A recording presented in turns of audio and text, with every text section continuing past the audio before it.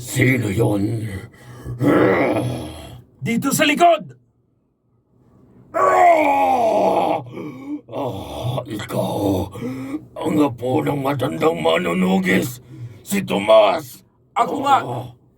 Ikaw ang sinasabi ni Lolo na isa sa mga magkapatid na aswang. Ang sumalakay sa mga tao dito at sa iba pang karatig bayan. Ano ngayon sa'yo?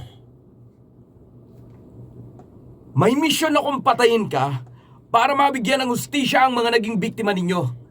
Ikaw at 10 ng mga kalahi mo. Ipinapangako ko na papatayin ko kayong lahat. Wala kayong awa. Pati ang nananahimik ay gusto mong guluhin at paslangin, lalo na ang mga bata. Sa tingin mo, may pakialam ako sa mga batang yan? Pagkain lang ang tingin ko sa kanila.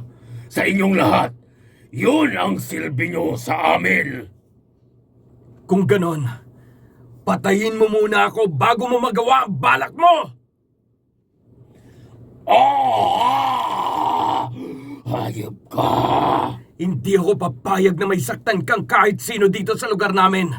Kayo magkapatid, papatayin ko kayo! Subukan mo.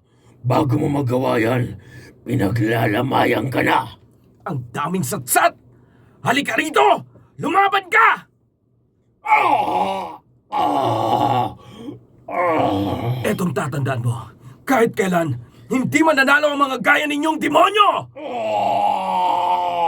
Mamatay ka na! Tama na!